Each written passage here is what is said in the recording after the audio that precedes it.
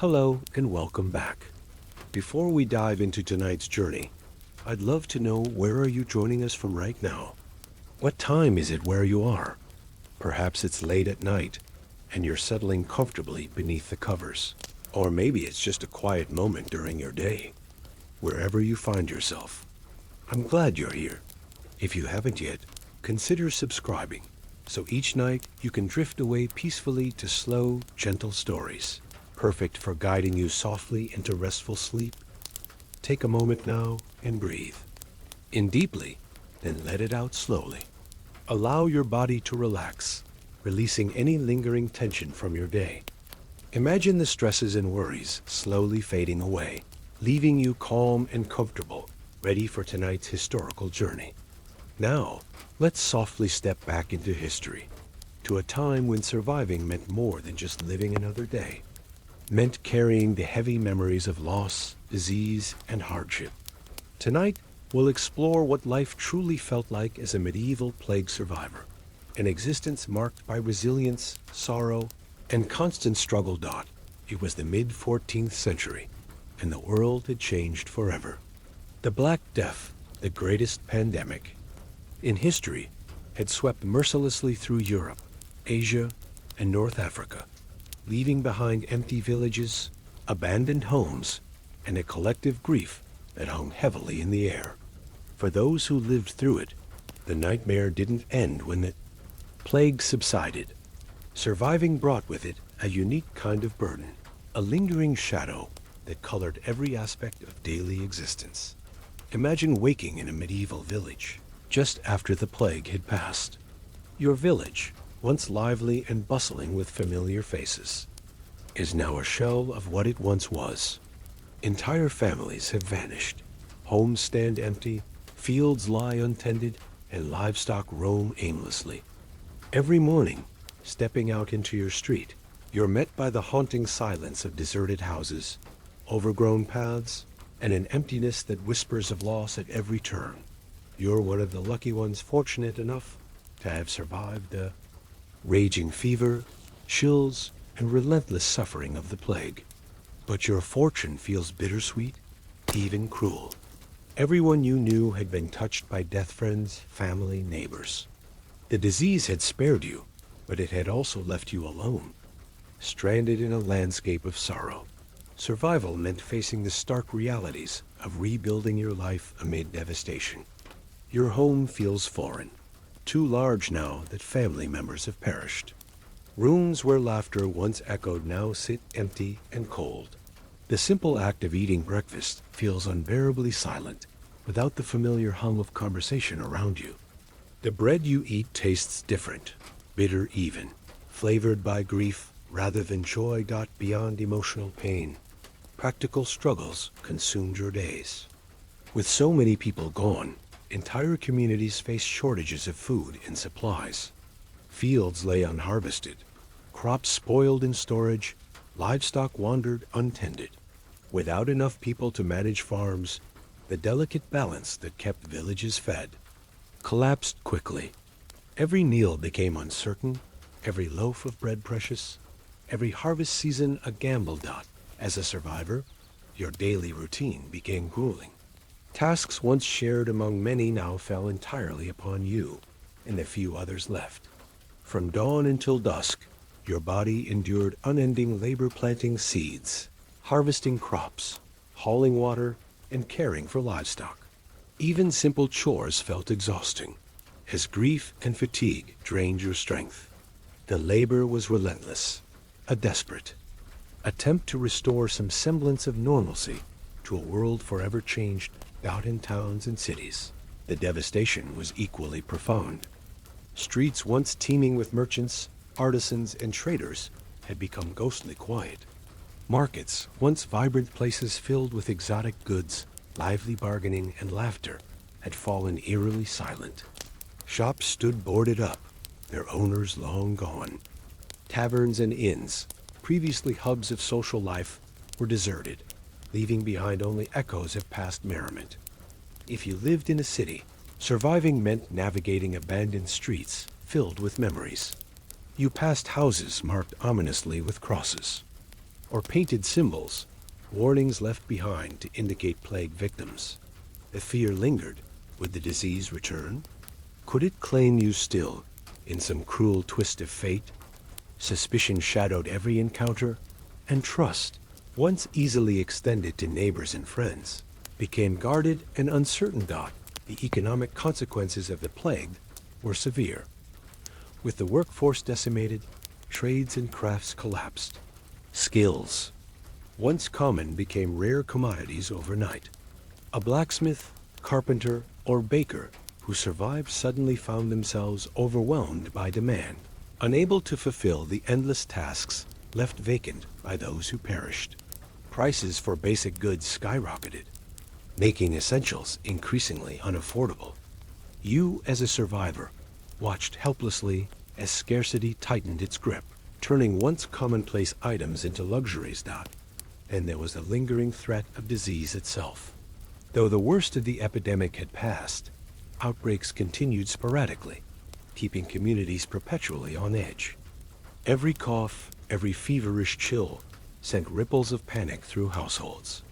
Memories of painful losses and mass graves haunted your dreams, reminders of how quickly everything could unravel again. Survivors bore psychological scars deeper than any physical wound, haunted by a constant fear of recurrence.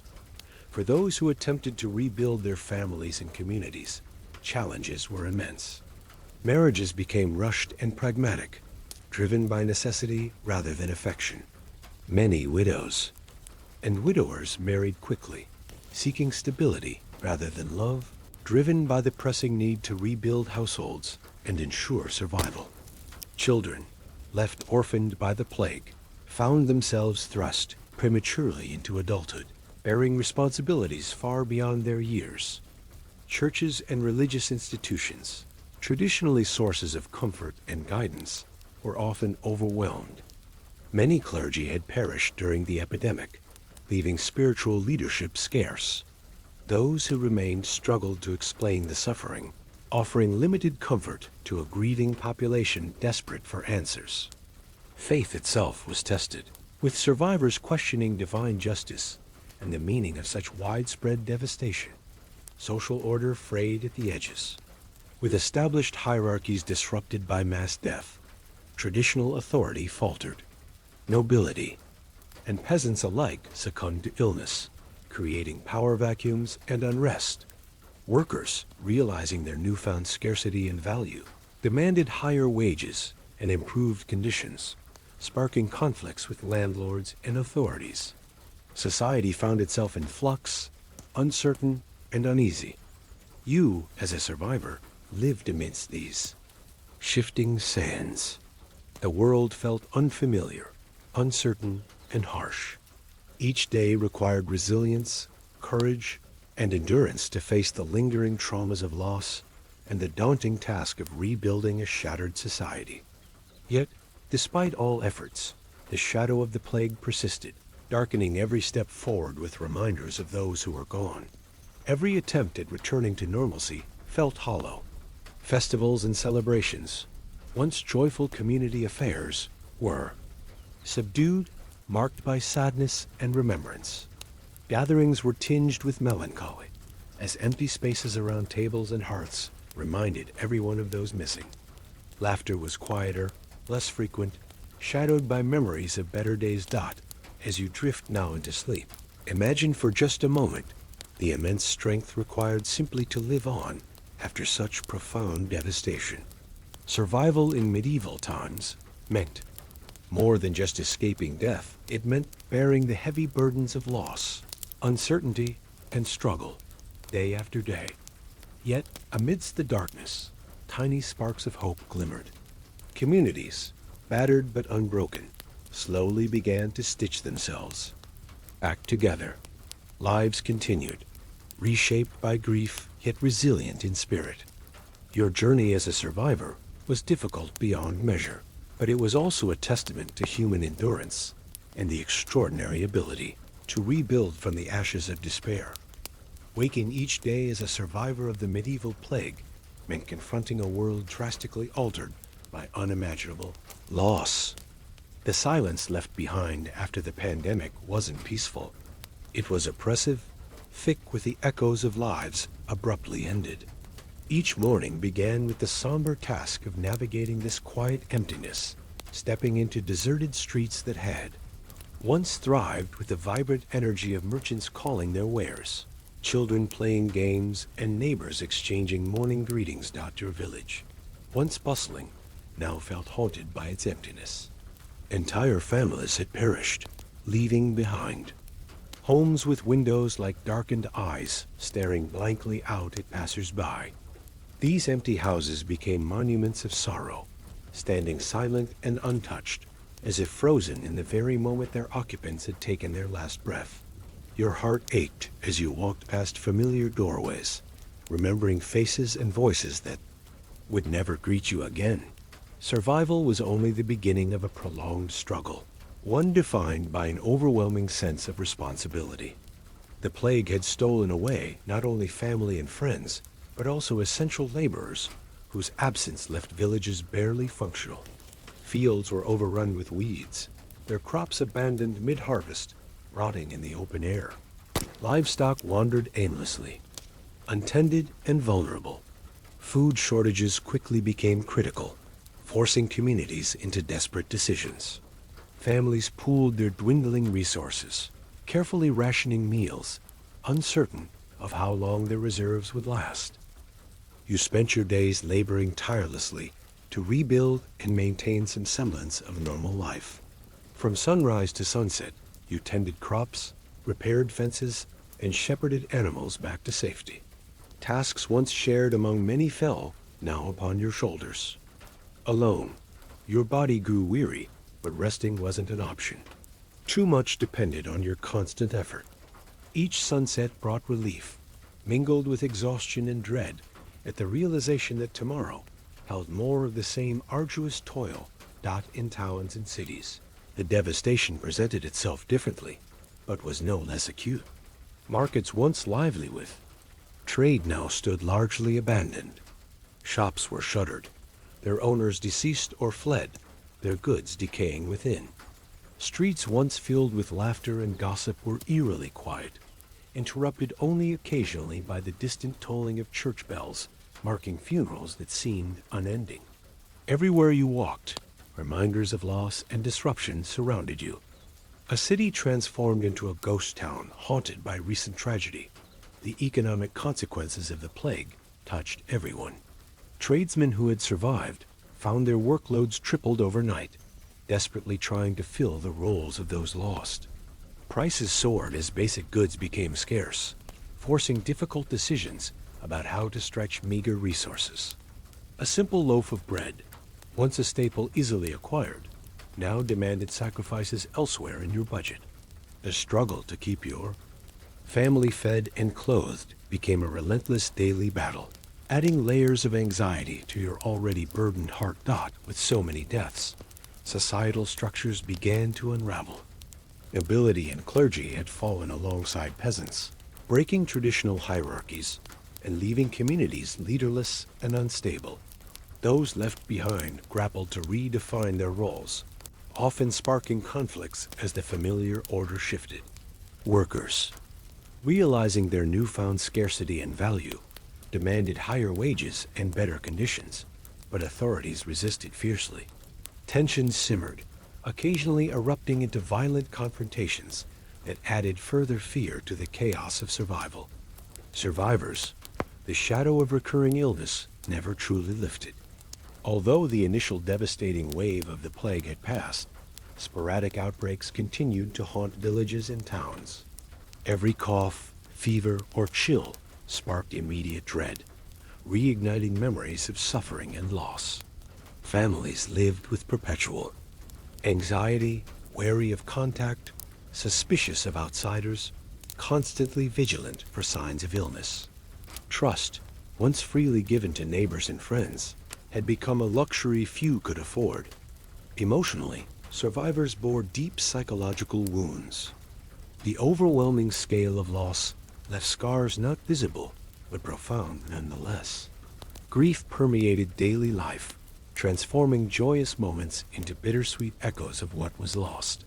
Weddings, births, and celebrations became muted affairs, shadowed by empty seats and missing faces. Even simple pleasures, a shared meal, a festive gathering, were tinged with sadness, constant reminders of those who should have been present. Children suffered especially, often orphaned or left with fractured families. Many were forced prematurely into adult responsibilities, caring for younger siblings or managing households despite their youth. Childhood games and laughter became rare, replaced by solemn tasks and the sobering realities of survival. Their lives were forever marked by experiences too heavy for their young shoulders, shaping their worldview with an early understanding of life's harshness. Religion, typically a source of solace and explanation, struggled to provide adequate comfort during such widespread devastation.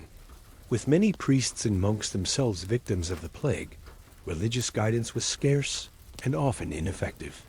People questioned divine justice and the meaning behind such suffering. Faith, usually steadfast, was tested severely. Some became more devout, clinging tightly to prayer and ritual. Others turned away in anger and confusion, searching elsewhere for answers. As months passed, attempts to rebuild communities moved slowly. Marriages hastily arranged after the plague were often practical unions born of necessity rather than affection. New families formed, bearing the heavy weight of grief from previous losses. Children born post-plague grew up hearing stories of loved ones they'd never meet, their lives forever influenced by the shadows of an epidemic they hadn't directly witnessed. The process of rebuilding wasn't only physical, but deeply emotional. Entire communities grappled collectively with grief, forming bonds rooted in shared trauma. Relationships between neighbors strengthened out of necessity, mutual support becoming vital for emotional and practical survival. Yet even these strengthened bonds carried a sense of fragility, born of collective vulnerability. The environment itself had changed noticeably. Fields and forests once meticulously tended now ran wild, nature reclaiming abandoned spaces. Wildlife ventured boldly into towns and villages, no longer deterred by human activity. The familiar landscapes of your childhood felt strange and altered, mirroring the profound internal shifts within survivors. Survivors faced not just the pain of loss, but also societal stigma. Some regarded plague survivors with suspicion, fearful. They carried lingering illness. Social gatherings became cautious, interactions awkward, as survivors navigated a world wary of their very presence. Isolation, both imposed and self-chosen, became common, adding yet another layer of hardship. For those who survived, even their dreams were haunted. Sleep brought little peace, often disrupted by nightmares, replaying the horrors they'd witnessed. Rest became elusive, adding fatigue to the emotional exhaustion survivors already bore. Each morning arrived with relief, tempered by the dread of another day, battling both external hardships and internal traumas. Despite all, the human spirit persisted, a faint but resilient spark guiding survivors forward. Slowly, towns and villages began rebuilding. Fields were resown, houses repaired, families cautiously expanded. Communities, battered and bruised, gradually stitched themselves together once more. Festivals and celebrations, though subdued, cautiously resumed, symbols of tentative healing and hope. Yet for survivors, life was forever marked by before and after the plague. No joy was untouched by past sorrow, no celebration completely free of grief. The act of surviving had transformed them profoundly, reshaping their perspective on life, community, and resilience. As you rest now, gently drifting toward sleep, imagine the extraordinary strength required simply to carry on after such profound devastation. Your journey as a medieval plague survivor was an ongoing testament to human resilience and courage, a quiet yet powerful story of endurance against overwhelming odds. Life after the plague wasn't a simple return to normality. Instead, it was a continuous struggle, a daily fight against the echoes of past traumas, woven into every aspect of existence.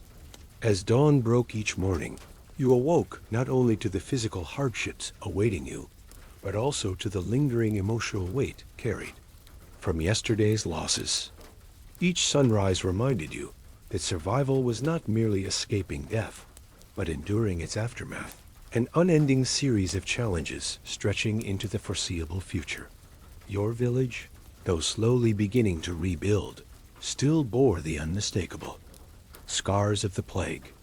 Houses remained empty, their doors creaking mournfully in the wind, abandoned by families who no longer existed. The once vibrant center of communal life now lay mostly silent, punctuated only occasionally by the quiet steps of the remaining villagers, moving carefully through empty streets. Fields around the village, previously neatly tended, now showed signs of neglect, weeds reclaiming fertile ground as a constant reminder of lost days were filled with relentless labor. As a survivor, you had no choice but to shoulder tasks formerly. Divided among several people, fields needed planting, crops harvesting, livestock tending, all crucial for survival. Your hands quickly became calloused, your body perpetually tired, muscles aching from constant exertion. Simple tasks like fetching water or preparing meals felt overwhelming, now burdened by emotional exhaustion as much as physical fatigue. Communal support, traditionally strong in medieval society, was severely weakened. Your neighbors, those few who survived, also struggled beneath heavy burdens. Everyone faced their personal grief and practical challenges, limiting their ability to help others. Relationships, while deeply valuable, also carried the risk of renewed heartbreak. Each connection held the potential for further loss, fostering an environment where emotional walls slowly rose, born from fear of further pain. Food scarcity was ever present. With fewer workers available, farms produced significantly less. Markets, once lively and full, struggled to provide sufficient supplies. Prices soared, making basic necessities increasingly unaffordable. Hunger, previously intermittent, became constant, gnawing at your stomach daily. Meals became carefully measured affairs, always tinged with worry about tomorrow's provisions. The simple act of eating, once comforting and communal, became tense, fraught with anxiety over dwindling resources. In larger towns and cities, the aftereffects of plague were similarly pronounced. Streets that once echoed with merchants' calls and bustling trade were eerily silent. Businesses had shuttered permanently, their owners deceased or fled in fear. Remaining artisans and tradespeople found themselves overwhelmed, their services desperately needed, but impossible to adequately fulfill due to labor shortages. Prices rose dramatically, creating economic hardships that left many struggling to maintain even minimal standards of living. Disease never truly vanished. Outbreaks recurred periodically, each resurgence triggering panic among survivors.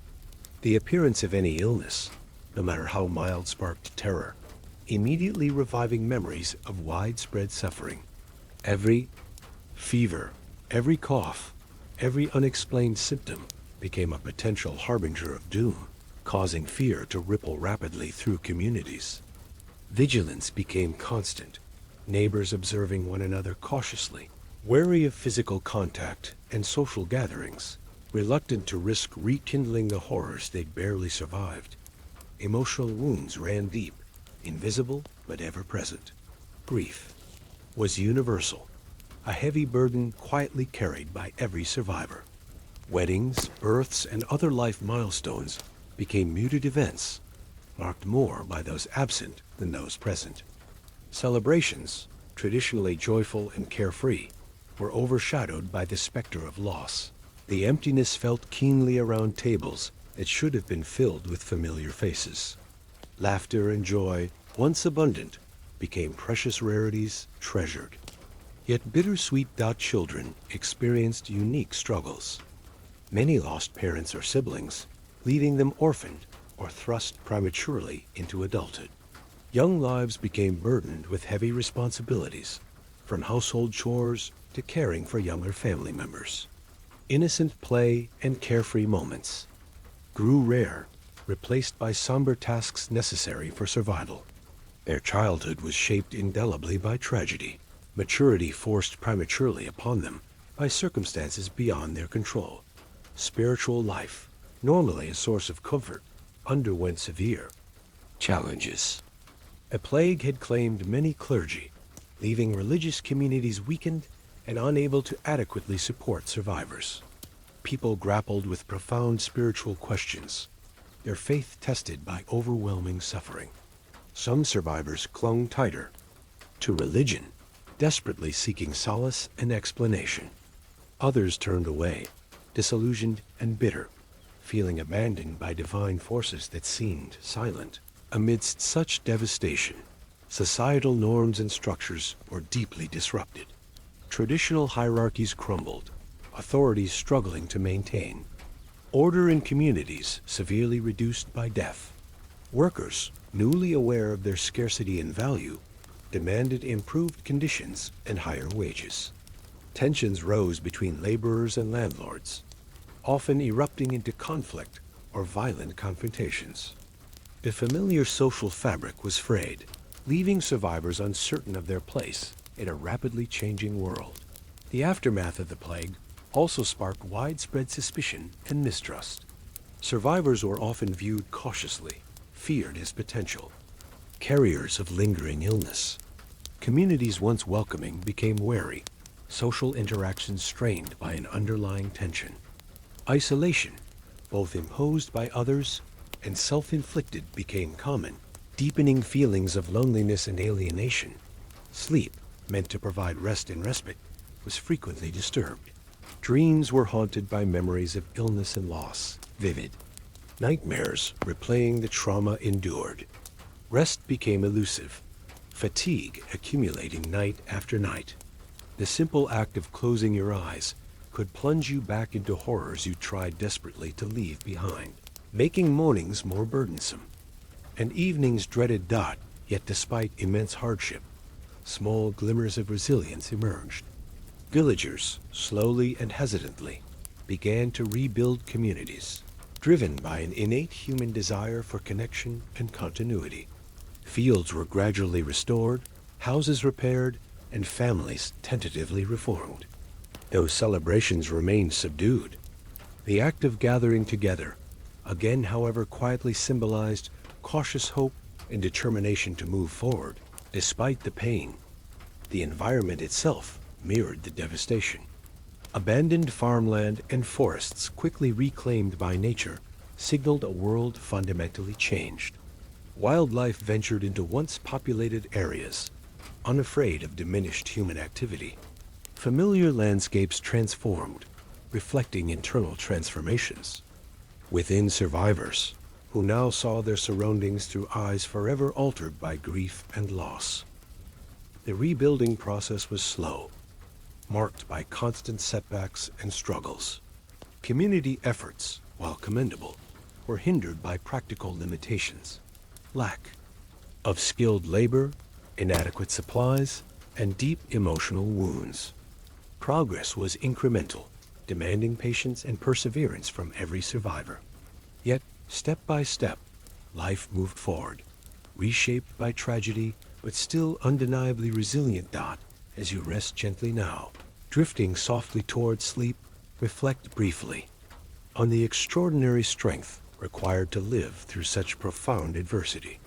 Each survivor's story, though deeply personal, shared a common thread of courage and perseverance. Life after the plague wasn't merely about survival. It was about enduring, rebuilding, and finding small moments of hope amid overwhelming sorrow. Journeyed tonight through experiences marked by deep struggle, resilience, and quiet heroism. Let these images fade gently now, allowing restful sleep to wash over you, comforting you in the knowledge that even amid great darkness, human spirit and hope persist. The years following the plague were not simply defined by survival, but by an unending series of trials that tested every ounce of strength, resilience, and perseverance within you. With each passing day, the stark realities of rebuilding life after unimaginable loss became increasingly apparent, as did the profound transformations required to adapt to this harsh, unfamiliar existence. The initial relief of survival gradually faded, replaced by an ongoing struggle to find meaning and hope in a world utterly reshaped by tragedy. Each morning, you awakened with a heavy sense of responsibility. The dawn brought with it not only light, but a reminder of duties that awaited tasks that had once been divided among many hands, now fell squarely upon yours alone.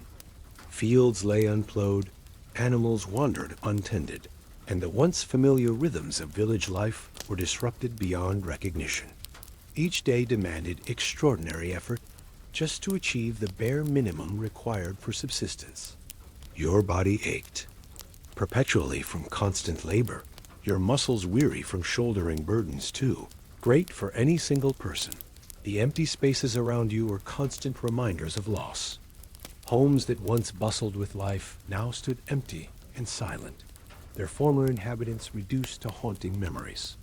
Everywhere you turned, signs of abandonment confronted you. Fields that should have been bursting with crops instead overflowed, with weeds and wild growth, symbolizing a collective inability to restore normalcy swiftly. Livestock that survived wandered aimlessly, their caregivers long gone, adding another layer of sadness and disarray to the struggling community. Food scarcity loomed large, an ever-present challenge. With fewer hands to work the land, crop yields plummeted, and essential supplies grew scarce. Every meal was carefully rationed, every morsel a precious commodity.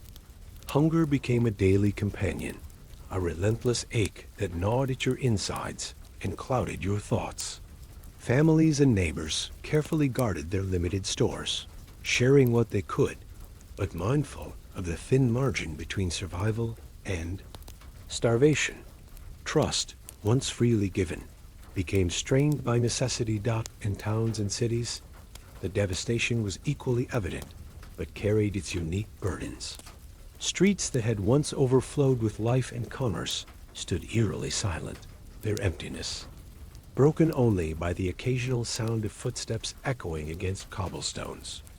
Businesses were shuttered permanently, their proprietors having succumbed or fled the relentless disease.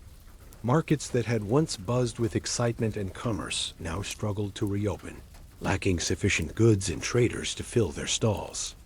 The absence of skilled workers meant basic services became scarce and expensive, deepening economic hardships. Survivors bore immense emotional scars, invisible but profound. Grief saturated every aspect of existence, transforming ordinary moments into poignant reminders of loss. Celebrations became muted affairs, marked more by the absence of loved ones than by joy. Weddings, baptisms, and festivals were shadows of their former selves, haunted by empty seats and lingering memories of those taken too soon. Even laughter, when it returned cautiously to communal gatherings, was softened and subdued, a hesitant echo of past happiness. Children who survived faced hardships disproportionate to their youth. Many lost parents, siblings, and extended family members, leaving them orphaned and vulnerable. Forced prematurely into adulthood, they shouldered responsibilities far beyond their years, tending to younger siblings, managing households, and performing arduous labor necessary for survival. Childhood games and carefree laughter were replaced by solemn tasks and heavy burdens, forever altering their perspectives and stealing the innocence of youth. Religious institutions, historically sources of solace and guidance, struggled to offer meaningful comfort amid such overwhelming tragedy. Clergy were among those severely affected by the plague, their numbers decimated, leaving spiritual communities depleted and rudderless. Survivors grappled with profound theological questions. Why had such suffering been permitted? Was this punishment or merely cruel fate? Some clung desperately to their faith, seeking comfort in ritual and prayer. Others felt betrayed and abandoned, drifting away in bitterness and disillusionment. Social hierarchies were dramatically altered by the epidemic. With traditional authorities weakened or entirely absent, power vacuums emerged. Workers, realizing their scarcity had increased their value, demanded better wages and improved living conditions. Such demands were fiercely resisted by landlords and nobility, sparking tensions that occasionally erupted into open conflict. The established order teetered precariously, communities struggling to redefine roles and authority structures in a rapidly shifting landscape. Amidst these changes, suspicion flourished. Survivors were often regarded with wary eyes, feared as potential carriers of lingering illness. Interactions became cautious and strained, communal bonds weakened by mistrust.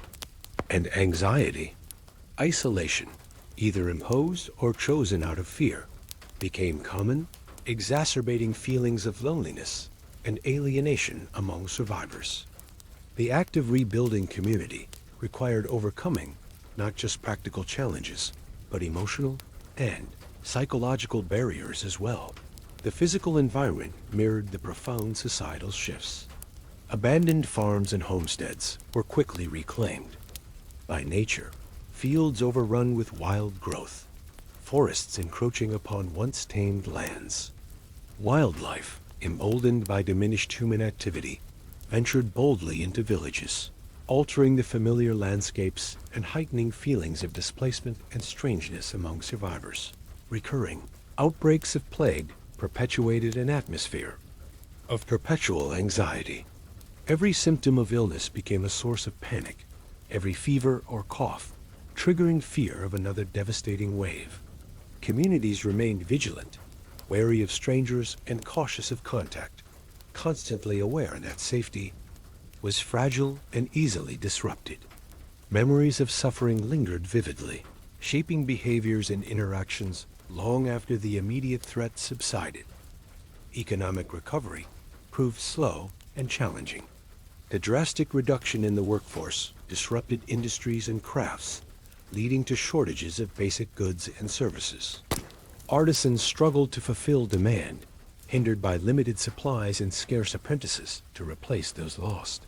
Prices soared, rendering everyday necessities increasingly difficult to obtain. Families found themselves making difficult choices, prioritizing survival essentials and sacrificing comforts once considered ordinary. Despite overwhelming challenges, small signs of resilience gradually emerged. Villagers slowly began to reclaim and cultivate their fields, though progress was incremental. Houses were repaired and rebuilt, even as emotional wounds lingered beneath these physical improvements. Communities, cautiously and tentatively, began to gather once more, their reunions tinged with bittersweet relief and collective mourning. Efforts to rebuild were continuously hampered by emotional and physical exhaustion. Each day required renewed determination, patience, and courage. Survivors learned to cherish small victories, a successful harvest, a communal gathering without incident, the return of simple pleasures like shared meals or quiet conversations. These moments became precious, valued precisely because they were so hard-earned and fragile. The path to recovery was never linear. Setbacks were common, testing patience and endurance. Fields painstakingly replanted could fail from lack of sufficient labor or poor weather. Livestock painstakingly gathered could succumb to disease or predation. Families painstakingly rebuilt could fracture under emotional stress or economic hardship. Progress demanded relentless persistence, resilience in the face of constant adversity. Through it all, survivors developed extraordinary strength, both emotional and physical. Their experiences forged resilience born from necessity, a profound ability to endure hardship and continue forward despite overwhelming obstacles. Bonds between neighbors and families, though strained by grief and suspicion, grew deeper, grounded. in shared trials and mutual dependence. Communities, though battered, gradually found ways to stitch themselves back together, scarred but stronger for having endured.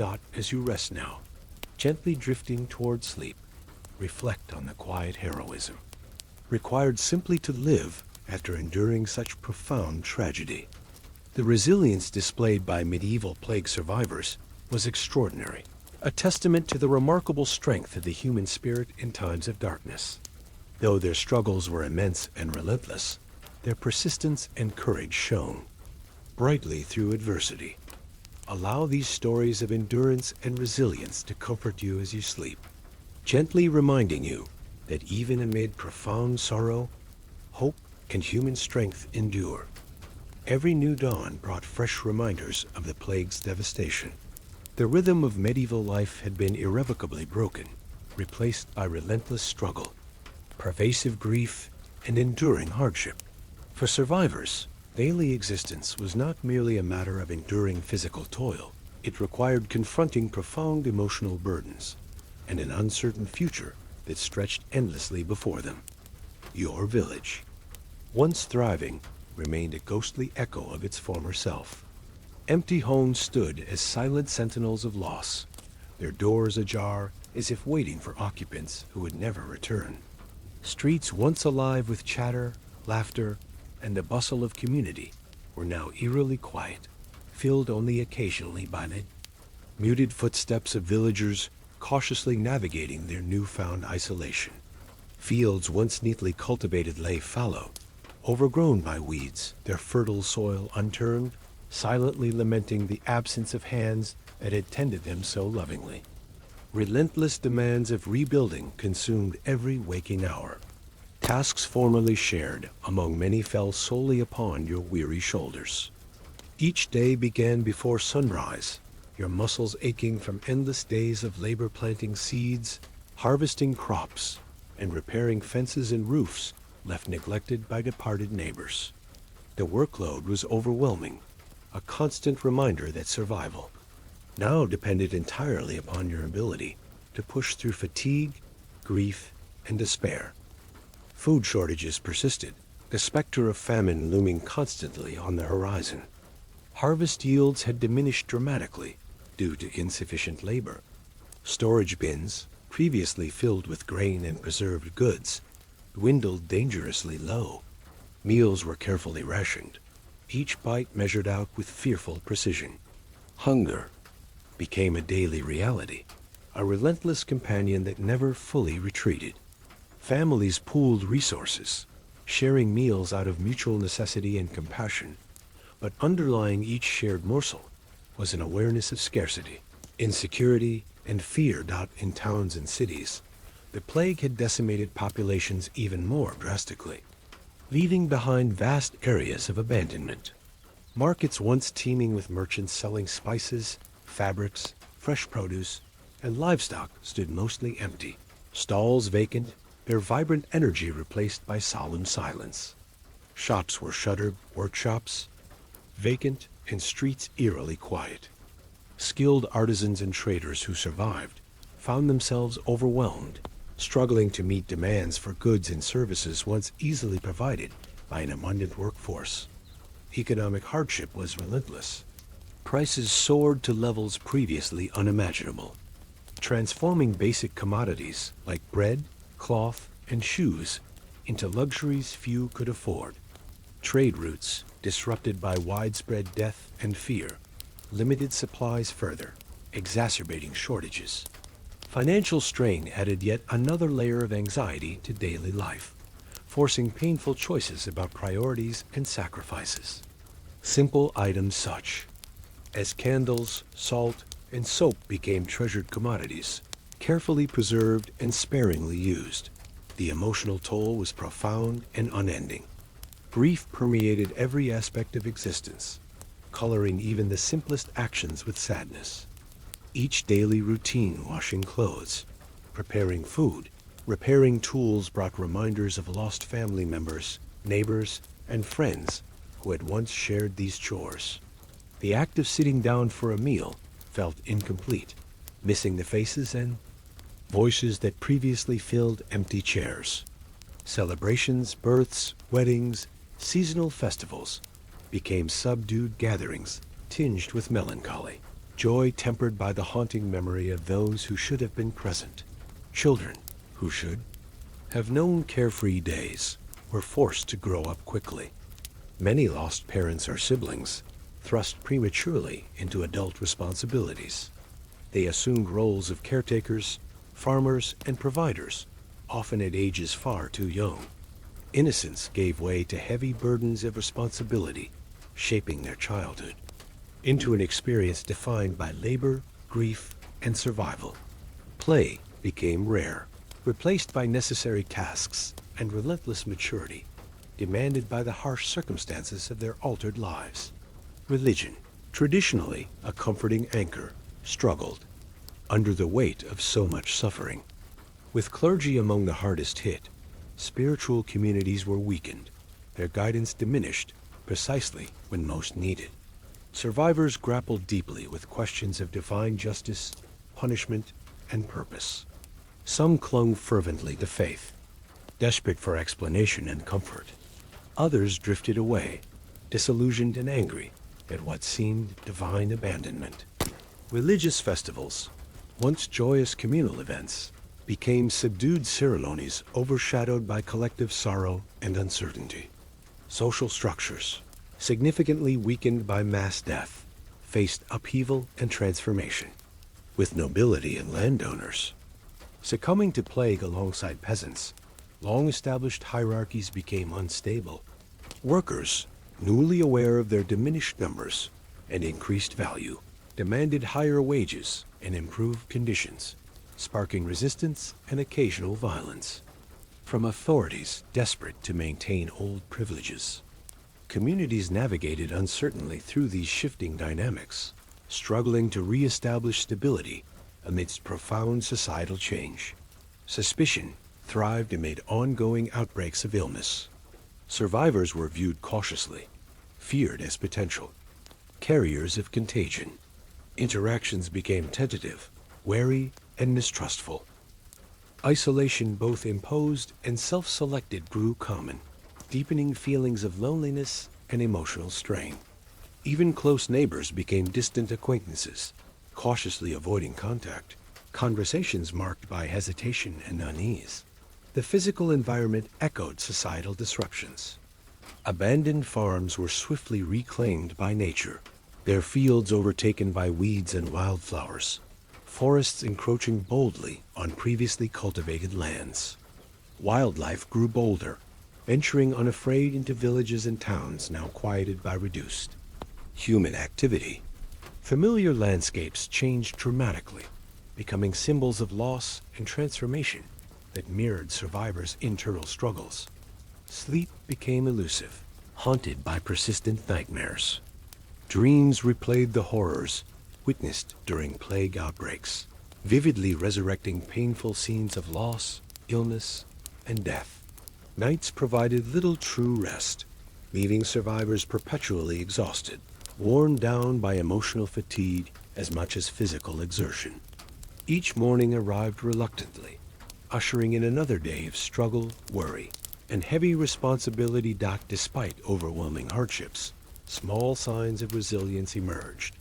Communities gradually and cautiously rebuilt, driven by necessity and the instinctive human urge for connection and continuity.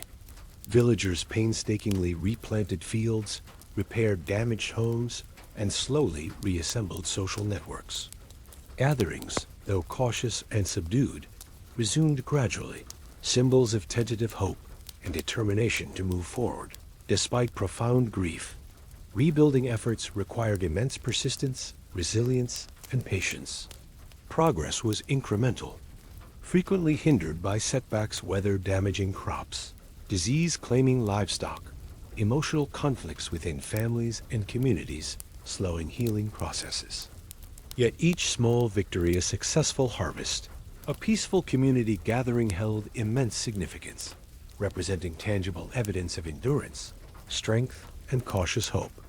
Survivors developed remarkable strength, emotional and physical, forged by enduring relentless hardship. Experiences of profound loss, grief, and daily struggle shaped communities in complex ways, fostering deeper connections even amidst mistrust and isolation. Relationships forged or strengthened through shared adversity became invaluable sources of mutual support, comfort, and practical assistance. The process of recovery was gradual and fraught with difficulty, demanding ongoing effort, flexibility, and courage. Communities slowly stitched themselves back together, scarred deeply but stronger for having endured profound adversity. Their stories of survival became powerful testaments to human resilience, determination, and the capacity to rebuild lives even amidst unimaginable tragedy. As sleep gently claims you now, softly drifting into restful darkness, reflect quietly on these extraordinary survivors whose lives were forever altered by the plague. Their struggles, relentless and profound, speak powerfully of resilience, courage, and the enduring strength of the human spirit in the face of overwhelming hardship.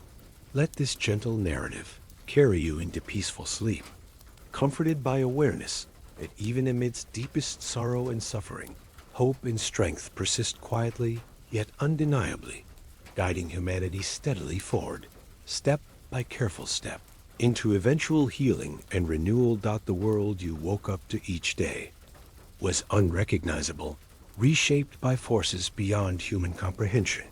For a medieval plague survivor, existence was not merely about making it through each sunrise, but about enduring the ceaseless tide of hardships that followed in the wake of unimaginable devastation. The plague had not only claimed millions of lives, but also shattered the delicate structure upon which daily life had once rested, leaving survivors to navigate a landscape fraught with constant struggle, fear, and uncertainty. Mornings were always heavy with dread, as dawn brought not the promise of renewal, but rather the stark reminder of loss and struggle ahead. You rose from your rough mattress, little more than straw stuffed hastily into coarse fabric, to face another day of endless labor.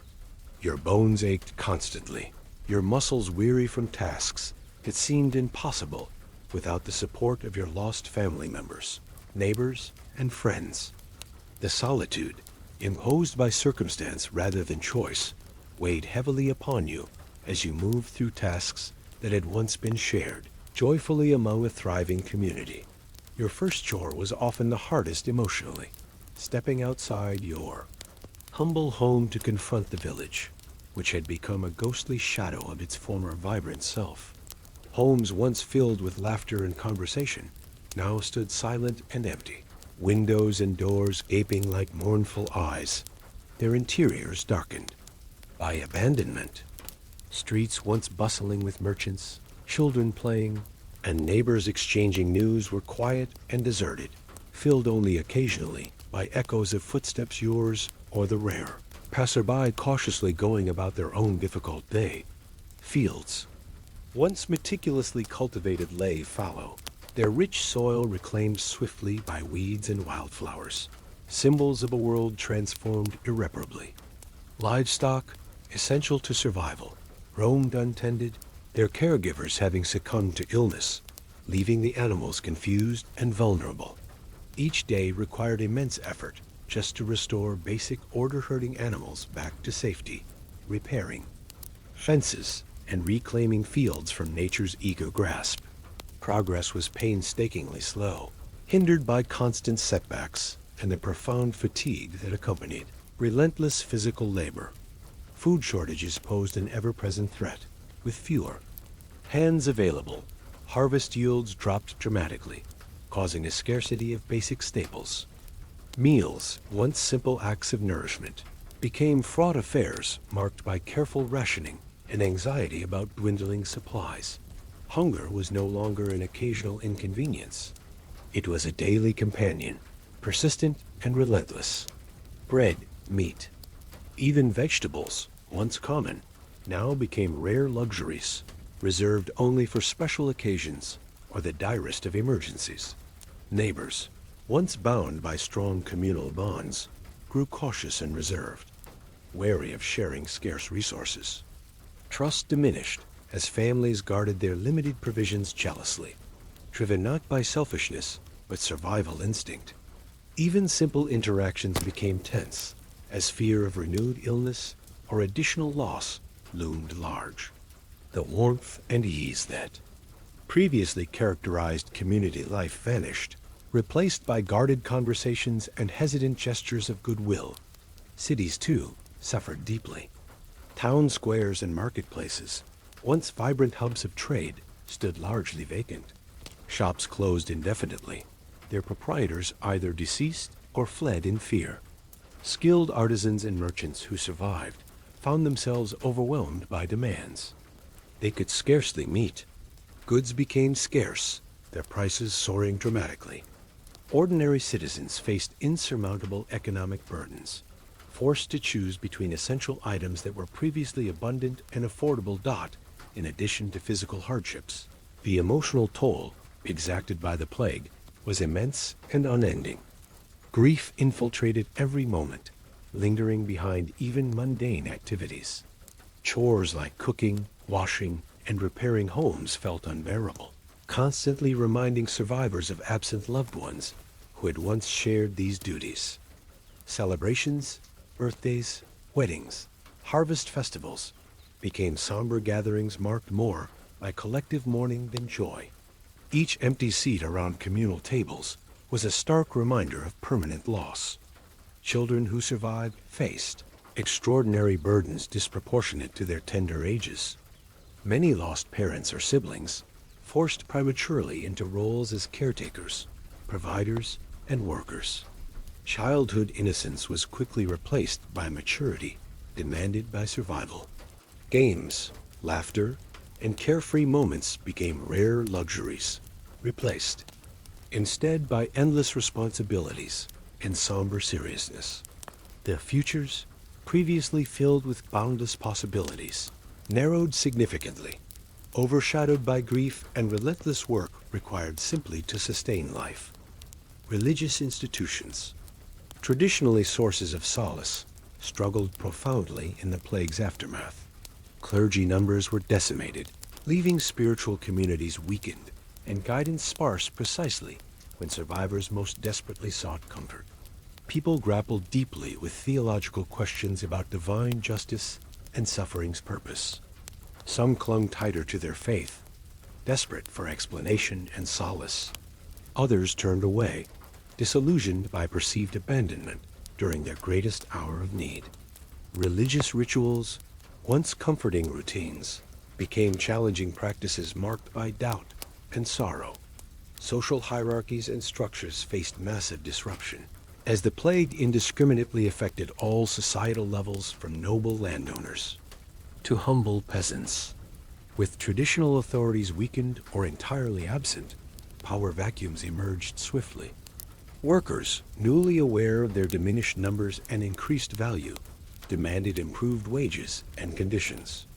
These demands were met with resistance, frequently sparking conflicts or violent clashes as communities struggled through these uncertain transitions, searching desperately for stability amidst profound societal upheaval. Suspicion thrived amid ongoing sporadic outbreaks of illness. Survivors were often viewed cautiously, feared as potential carriers of contagion. Communities became cautious, interactions wary and guarded. Isolation, whether self-imposed or externally enforced, became common, further deepening loneliness. And alienation survivors already faced. Bonds that once unified villages weakened, replaced by cautious coexistence, tempered by persistent anxiety. The physical environment mirrored societal disruptions. Abandoned farms and homesteads were quickly reclaimed by nature, fields overtaken by wild growth, forests encroaching boldly upon previously cultivated lands. Wildlife became emboldened, venturing unafraid into villages now quieted by diminished human activity. Familiar landscapes transformed dramatically, serving as poignant symbols of internal turmoil, experienced by survivors navigating profound grief and persistent hardship. Sleep became elusive, frequently disturbed by persistent nightmares, replaying horrors witnessed during plague outbreaks. Restful sleep was rare, survivors constantly fatigued physically and emotionally. Each morning arrived reluctantly, ushering in yet another day marked by ceaseless struggle, worry, and relentless effort required simply to maintain basic subsistence. Despite overwhelming hardships, resilience gradually emerged. Communities, slowly and cautiously, began rebuilding, replanting fields, repairing damaged homes, and tentatively reassembling social networks. Gatherings, subdued but meaningful, cautiously resumed, symbols of tentative hope and determination to move forward. Despite immense sorrow, efforts to rebuild required immense persistence, resilience, and patience.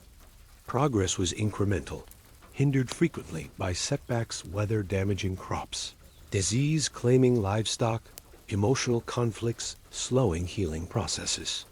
Yet each small victory, a successful harvest, a peaceful gathering, held immense significance, tangible evidence of endurance, strength, and cautious optimism in face of unimaginable tragedy. Survivors developed extraordinary resilience through enduring relentless hardship. Experiences of profound loss and daily struggle shaped communities profoundly, fostering deeper connections even amidst mistrust and isolation. Relationships forged or strengthened through shared adversity became invaluable sources of support, comfort, and practical assistance. Bonds created during these trying times would endure, becoming lasting legacies of communal strength, born from collective hardship. The rebuilding process was gradual, fraught with difficulty, demanding constant effort, flexibility, and courage. Communities slowly stitched themselves back together, scarred deeply yet stronger for having endured profound adversity. Stories of survival became powerful testaments to human resilience, determination, and ability to rebuild lives even amidst unimaginable tragedy. Tonight, as you rest gently now, drifting softly into sleep, reflect quietly upon these extraordinary survivors whose lives were forever altered by plague's devastation. Their struggles relentless and profound speak powerfully of resilience, courage, and enduring strength of the human spirit in face of overwhelming adversity. Allow their gentle stories to comfort you as sleep softly claims you, quietly reminding that even amid deepest sorrow and suffering, hope and strength persist gently, yet undeniably, guiding humanity steadily forward, step by careful step, into eventual healing and renewal. The days that followed in the wake of the medieval plague stretched endlessly ahead, each dawn promising little more than a repetition of struggles that survivors knew all too intimately. Life, irrevocably altered by profound loss and trauma, had transformed into a series of burdens carried by individuals whose hearts and bodies were worn down by constant grief, labor, and uncertainty. The passage of time offered scant comfort, as memories of the plague remained vivid, shaping every moment of survivors' existence in ways impossible to fully comprehend for those untouched by such devastation. Each sunrise, though beautiful and serene to the eye, felt oppressive to the spirit. You rose each morning, your body aching from relentless physical labor, muscles strained from countless hours spent tending fields, repairing homes, and performing chores once divided among an entire village. Tasks that had once seemed simple, even enjoyable, now felt overwhelming, weighted by emotional fatigue and memories of loved ones who had shared these routines. Your hands, calloused and scarred from endless work, bore silent testimony to the immense effort required simply to maintain basic survival.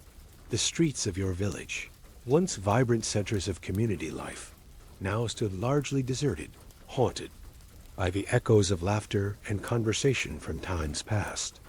Empty homes lined narrow lanes, their doors hanging open, interiors shrouded in shadows of abandonment. Fields surrounding the village lay fallow, weeds overtaking soil once carefully cultivated. Livestock roamed untended, confused and vulnerable.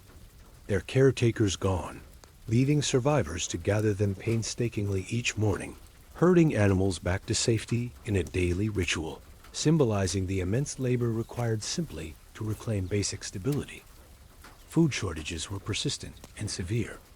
With fewer hands available, harvest yields declined dramatically, leading to scarcity of essential staples.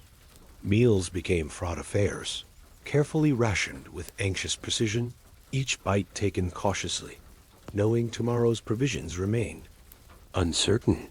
Hunger became a constant presence, a relentless ache gnawing steadily at survivors' insides, overshadowing all other concerns.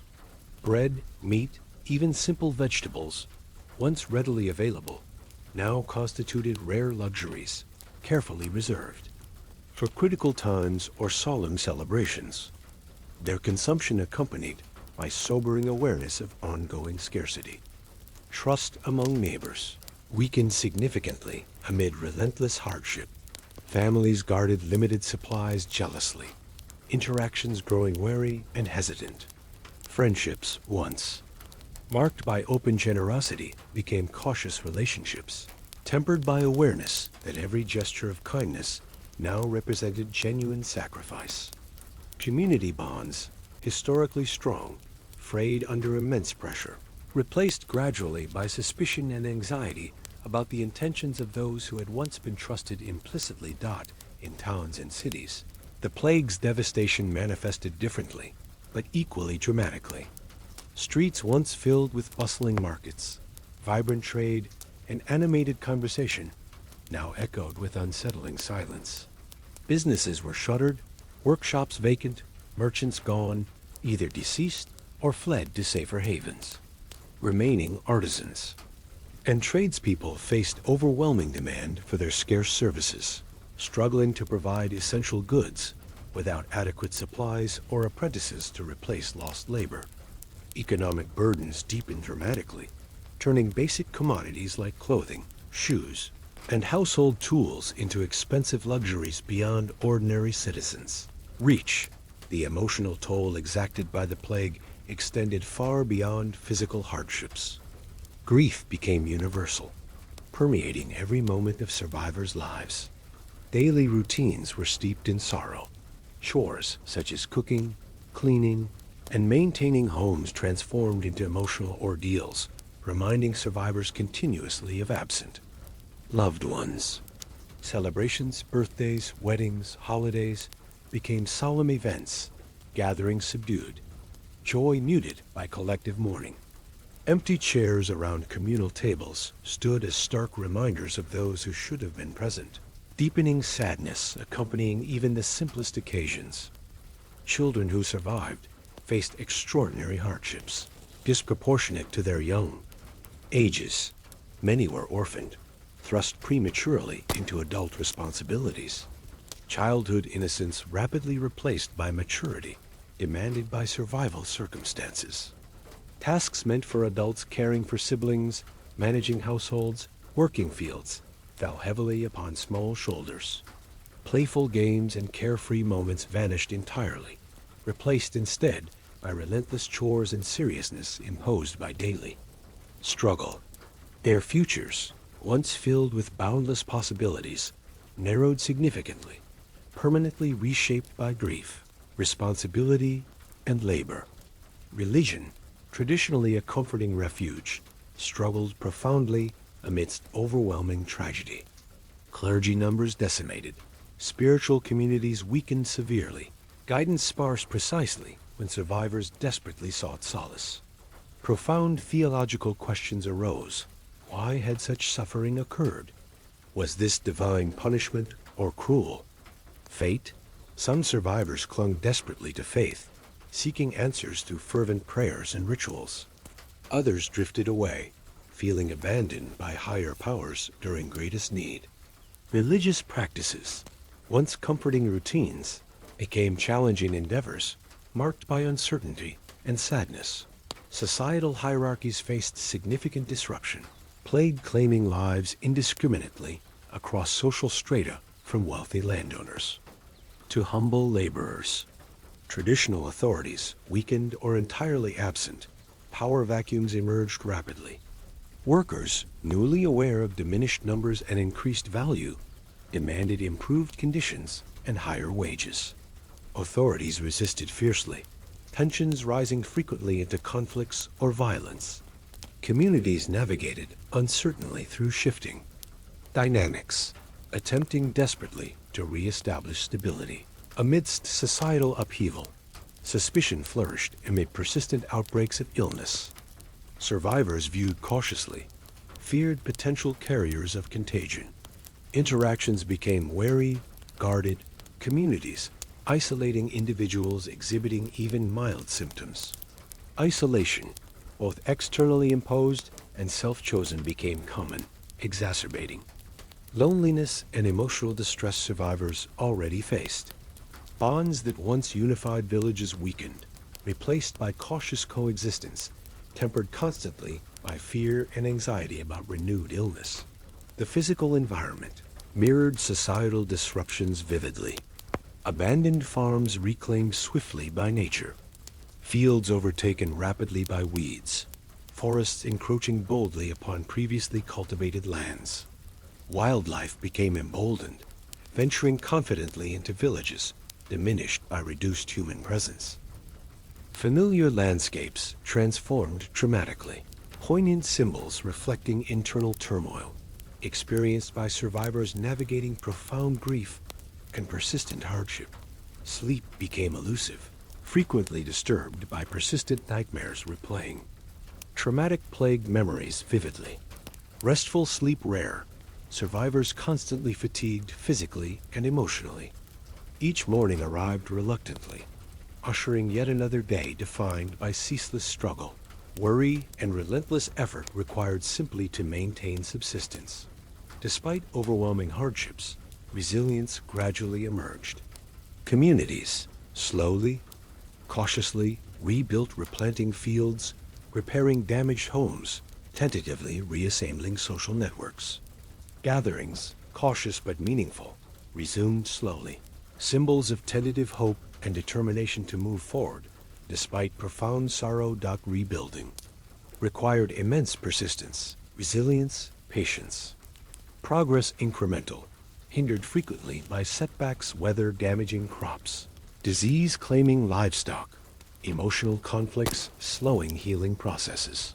Yet each small victory, a successful harvest, peaceful gathering signified tangible evidence of endurance, strength, cautious optimism amidst tragedy. Survivors developed remarkable strength, emotional and physical, forged through enduring relentless hardship. Experiences profoundly shaped communities, fostering deeper connections amidst mistrust, isolation. Relationships strengthened by shared adversity became invaluable sources of support, comfort, practical assistance. Bonds forged during trying times endured strongly, becoming lasting legacies, communal strength born collective struggle. Recovery gradual, fraught difficulty, demanding constant effort, flexibility, courage. Communities stitched themselves back together slowly, deeply scarred, yet stronger for enduring adversity. Story survival powerful testaments, human resilience, determination, ability rebuild amidst unimaginable tragedy. Tonight, as you rest gently, drifting softly into sleep, reflect quietly upon extraordinary survivors whose lives forever altered plague's devastation. Struggles relentless, profound speaking powerfully resilience, courage, enduring strength human spirit face overwhelming adversity. Allow gentle narrative carry peacefully toward restful sleep, comforted awareness that even amidst deepest sorrow, suffering, hope, strength persists gently, undeniably, guiding humanity steadily forward, careful step, toward eventual healing, renewal, recovery. The mornings in the world after the plague began slowly, hesitantly. For survivors, waking was never easy. Each day opened with a heavy weight pressing down on the chest, a dull ache born not just from physical exhaustion, but from the deep, lingering sorrow that clung to every corner of existence. The sun's first light spilled weakly through cracked, wooden shutters casting long shadows over the rough walls of homes now half empty, silent witnesses to lives forever altered. You rose from a hard, straw-stuffed mattress laid on cold, uneven stone floors. The air was thick with the mingled smells of smoke from the morning hearth, damp earth creeping in from cracked windows, and the faint, persistent scent of decay from the refuse left uncollected in the streets. This was a world where comfort was a distant memory, and even the most basic necessities were shrouded in difficulty and loss. Stepping into the stillness of the early day, you found yourself alone, or nearly so. The neighbors who once shared laughter, meals, and the noise of daily life were gone, taken by the plague's merciless grasp. Their absence was a palpable emptiness that stretched along the silent streets and empty fields, a hollow carved deep into the heart of your village. Fields lay untended, where rows of grain had once stood tall and golden. Now wild grasses and weeds had claimed the land. The rich soil that had fed your family and your community remained unused, waiting for hands that no longer answered the call. Each day brought the arduous task of coaxing the land back to life, a task made more daunting by the diminished workforce and your own exhaustion. Your hands, once nimble and strong, were now cracked and raw, blistered from laborious toil. Your back ached from bending over furrows long neglected, your feet sore from the uneven paths you traveled endlessly between fields, homes, and the village well. This physical fatigue was compounded by the mental weariness of sorrow, fear, and uncertainty that never truly lifted. Food was scarce. What little you harvested or could barter for was carefully divided among those who remained. Bread, once plentiful and warm from the oven, had become a treasure. Meat was a rarity, a luxury, for those with access to livestock, but even then, animals had perished or wandered off during the chaos of the epidemic. Hunger gnawed steadily at your belly, a relentless companion that dulled your senses and weighed on your spirit. Your neighbors, once a tight-knit community, had grown distant and guarded. Fear had replaced trust. Everyone knew the devastation the plague had wrought, and suspicion lingered that anyone could still carry the invisible poison. Conversations were cautious, smiles rare and fleeting. Social gatherings, once a source of joy and support, had shrunk to wary meetings where silence often spoke louder than words.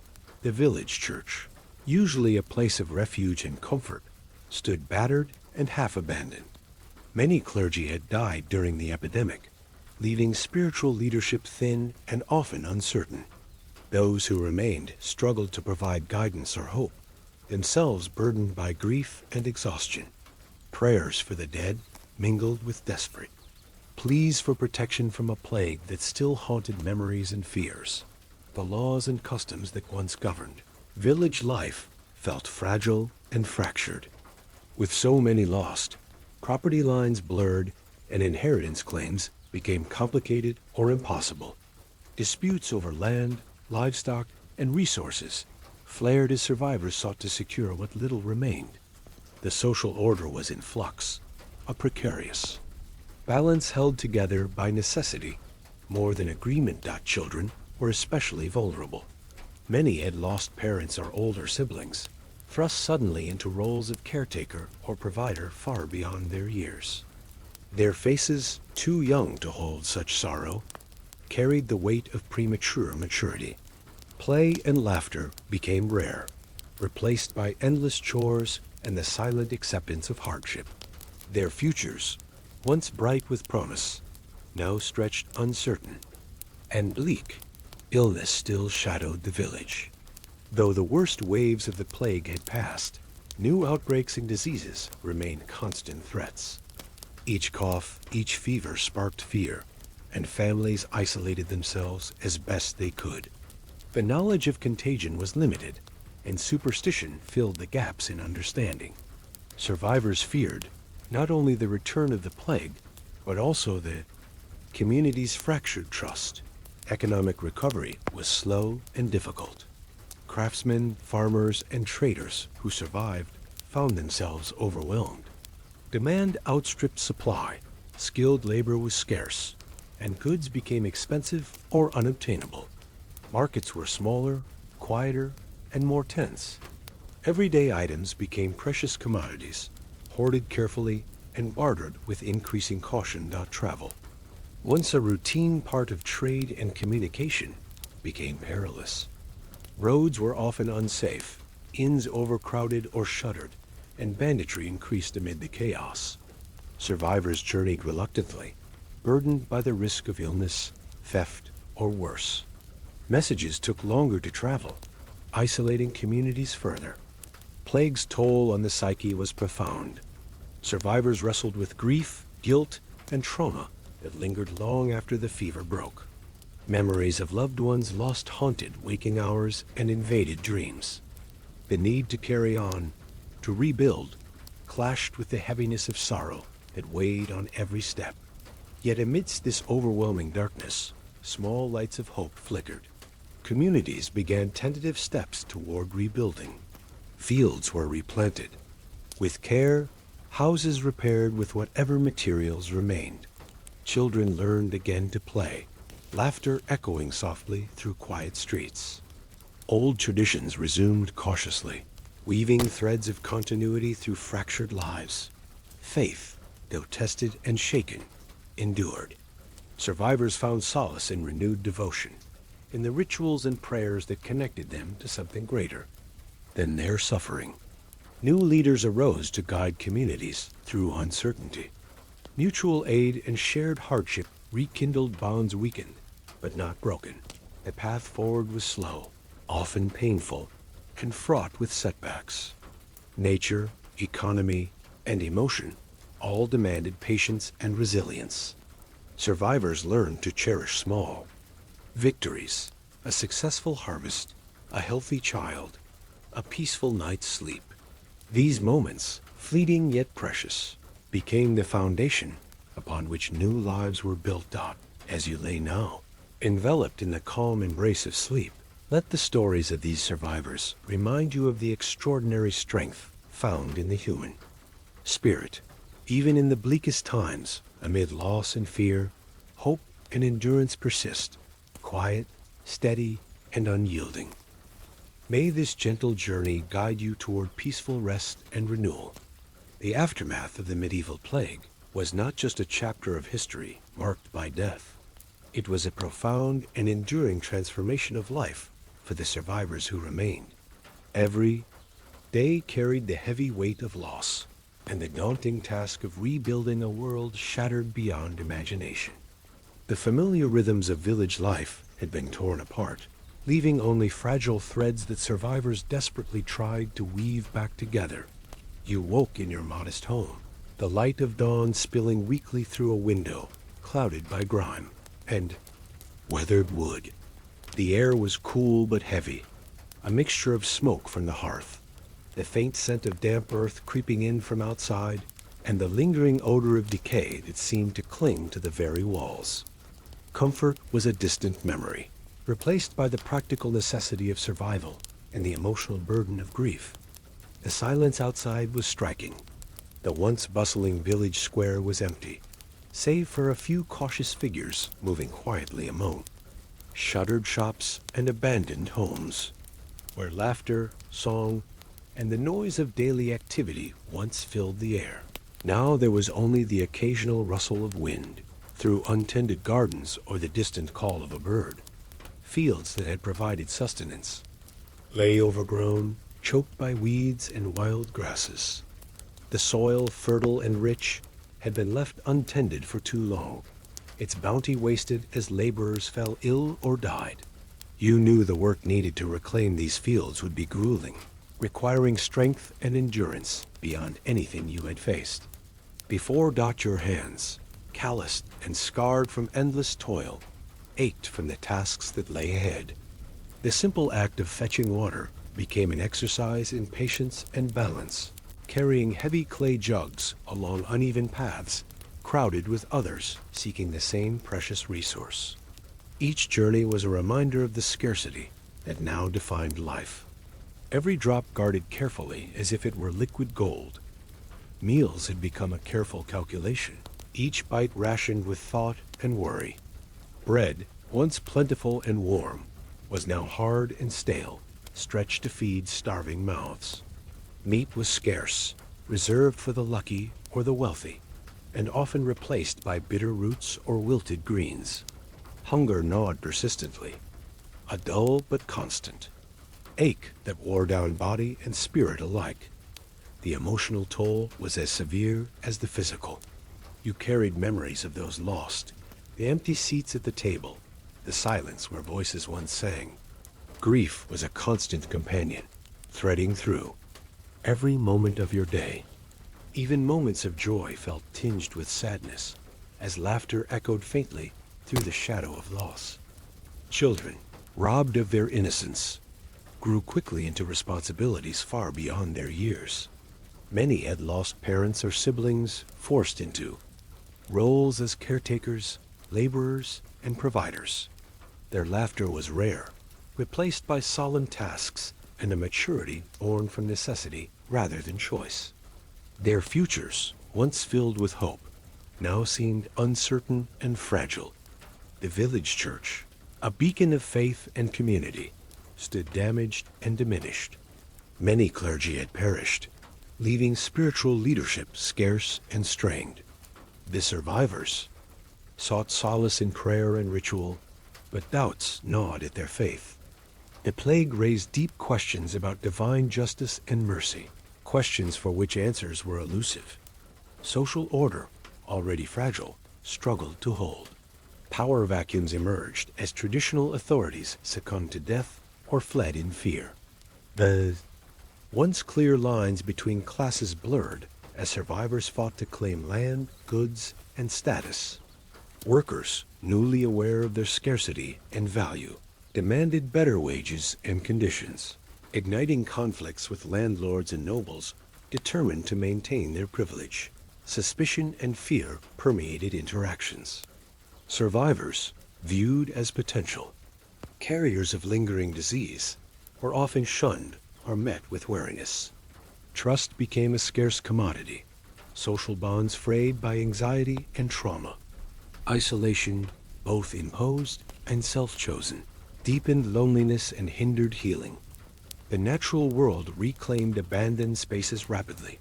Fields lay fallow, forests grew dense and wild.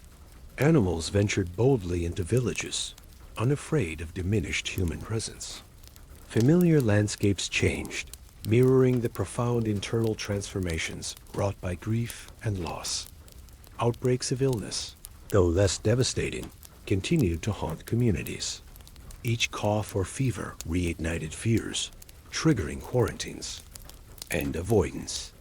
The memory of the plague's horrors lingered, shaping behaviors and social customs long after its worst days passed. Economic life was slow to recover. Trade routes, disrupted by death and fear, limped back to life. Markets remained quiet and sparse. Prices soared, placing basic goods beyond reach for many. Skilled tradespeople struggled to meet demand, hindered by shortages of materials, and apprentices. Travel, once a routine necessity, became perilous. Roads, overgrown and poorly maintained, were fraught with danger. Inns and way stations offered limited comfort or safety. Bandits exploited fear and disorder, preying on travelers.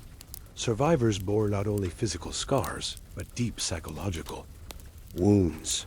Trauma, grief, and loss shaped every thought and interaction. Sleep brought little relief, haunted by nightmares of death and despair. Days blurred into one another, a cycle of labor, sorrow, and cautious hope.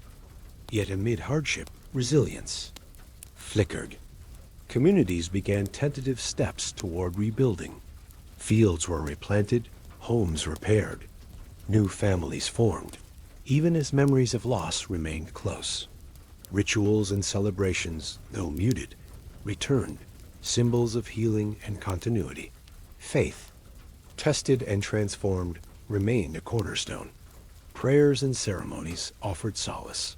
a link to a world beyond suffering. New leaders emerged to guide survivors through uncertainty. Recovery was slow and fragile, marked by setbacks and small victories.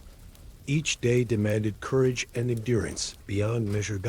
As you drift into sleep, let the stories of these survivors remind you of humanity's remarkable capacity to endure and rebuild. Even in darkness, hope persists quiet, steadfast, and unyielding. The world that had once been familiar was now a landscape marked by silence and shadow. For those who survived the plague, waking each morning meant stepping into a world that had been forever altered, where the past was a haunting presence and the future an uncertain path. Every breath, every step was a reminder of all that had been lost and the monumental task of rebuilding a shattered existence. Your home, once filled with laughter and life, now felt hollow and quiet. Rooms echoed with memories, the absence of loved ones palpable in every corner. The hearth, once the heart of family gatherings, now flickered weakly, its warmth diminished, but still fiercely guarded.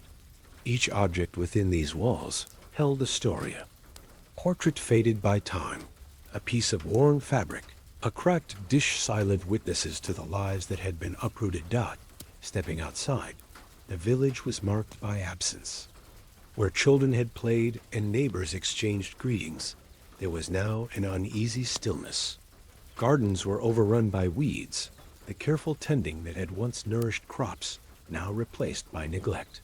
Fields lay fallow, soil disturbed by only the occasional hesitant plow. The earth itself seemed to grieve, bearing scars of abandonment and loss. Your days were consumed by relentless labor.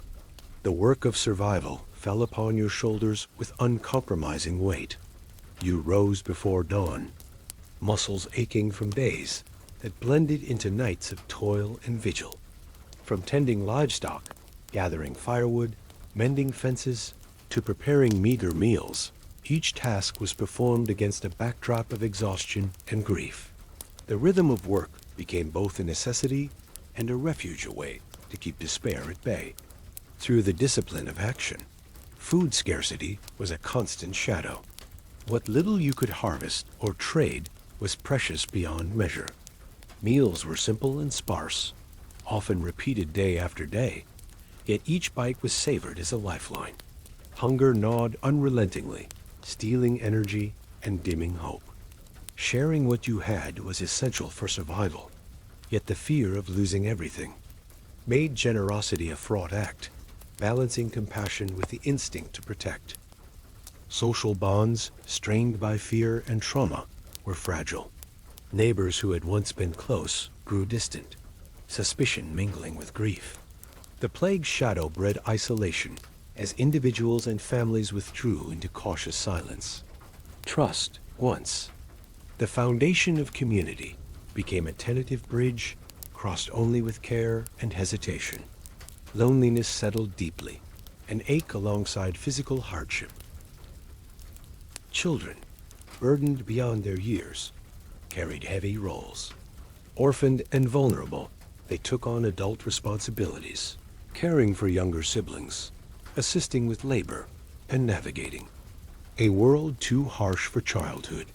Their play was rare, their laughter subdued, their innocence shadowed by memories they barely understood. Education and guidance were scarce, replaced by the pressing demands of survival.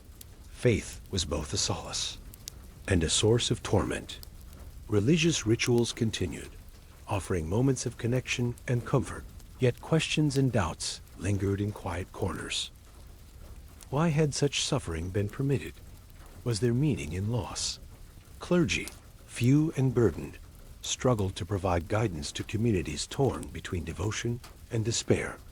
Temples and churches, often damaged and understaffed, stood as fragile beacons amid turmoil. The economy, shattered by death and disruption, struggled to rebuild. Markets were smaller, goods scarcer, and trade routes perilous. Artisans found their crafts in demand but faced shortages of materials and apprentices. Prices soared, placing basic necessities out of reach for many. The gap between wealth and poverty widened, fueling tensions and unrest. Governance was unsettled. Nobles and officials had been lost or displaced, leaving power vacuums and uncertainty. Survivors found themselves negotiating new social orders, grappling with authority and rights in a transformed landscape. Conflicts over land and resources emerged, sometimes escalating into violence. The fabric of society was rewoven unevenly, marked by both cooperation and competition. Health fears persisted. Though the worst of the plague had passed, outbreaks and illnesses remained threats. Communities maintained vigilance, enforcing isolation and quarantine where possible.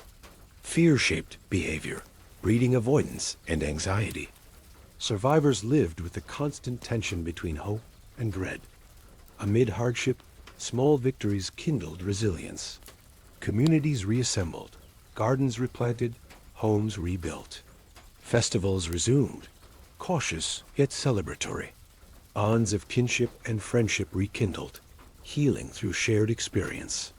The human spirit's tenacity shone through grief and loss, a testament to survival beyond the physical dot. As you drift now into rest, let the stories of these survivors remind you of enduring strength. Even amidst profound sorrow, hope persists, guiding quietly toward renewal. The long shadows of the plague's devastation stretched far beyond the immediate toll of death and illness, embedding themselves deep within the fabric of everyday life for survivors. Each dawn was a reminder not only of survival, but also of the profound transformations that defined existence in a world forever changed. To live beyond the plague was to carry an invisible burden, a weight of grief, fear, and uncertainty that shaped every breath and step. Your morning began in quiet solitude. The soft light filtering weakly through curtains faded and warmed. The familiar creaks of the home, once full of laughter and chatter, now echoed with absence. Rooms felt larger in their emptiness, and the silence hung heavy, pressing against your spirit with memories of those no longer present. You moved through your daily rituals with care, performing each task methodically, as if by doing so you might anchor yourself in a world that felt ever more fragile. Outside, the village bore scars both visible and invisible. The streets were quieter, the faces fewer. Where children had once played freely, now they tread carefully, their eyes wide with both innocence and apprehension. Gardens that had been lovingly tended lay neglected or wild, their orderly rows replaced by unruly growth. The land itself seemed to grieve, reflecting the sorrow etched in the hearts of those who remained. Your labor was unending. Without the help of those lost, every task weighed heavier. From dawn until dusk, you worked the fields, repaired homes battered by storms and time, and cared for the animals that were both companions and sustenance. Your body carried the marks of relentless effort, calloused hands, aching muscles, and a weariness that sleep rarely alleviated. Yet, within this toil, you found purpose, a thread of hope woven through the fabric of hardship. Food remained scarce, its scarcity a constant shadow over the day. What little was harvested or bartered for was divided carefully, shared among family, and neighbors with measured generosity and guarded caution. Meals were simple and repetitive, often lacking variety, but rich in the necessity of sustenance. Hunger was a persistent companion, gnawing quietly at your resolve even as you worked. To keep it at bay, trust among neighbors was fragile. The plague had sown seeds of suspicion, leaving wounds that time could not easily heal. Conversations were cautious, smiles guarded, and gatherings rare. The fear that anyone might harbor unseen illness lingered in every interaction, creating invisible barriers between people who once relied on each other for support. Isolation deepened loneliness, and the need for connection battled against the instinct for self-preservation. Children grew quickly in this new world, their innocence overshadowed by loss and responsibility. Many had lost parents or siblings, forced into roles beyond their years. Their laughter was scarce, replaced by solemnity and the heavy burden of adult tasks. Yet even in their youth, resilience blossomed quietly, small acts of play and wonder offering fleeting respite from the harshness surrounding them. The church, a pillar of community and faith, struggled under the strain. Many clergy had perished or fled, leaving spiritual leadership scarce. Survivors turned to prayer and ritual, seeking comfort in traditions that now felt both familiar and fragile. Doubt and faith intertwined, as questions about divine justice and suffering echoed silently. In the hearts of many, religious festivals resumed cautiously, marked by mourning as much as celebration. Economically, the village and town struggled to regain footing. Markets were smaller and less vibrant, goods scarcer and prices higher. Skilled tradespeople found themselves overburdened, lacking apprentices and materials. Barter and trade took on new importance, yet uncertainty persisted. Poverty deepened for many, while others cautiously rebuilt their livelihoods amidst scarcity. Social order teetered. The plague's indiscriminate toll had blurred distinctions of class and status.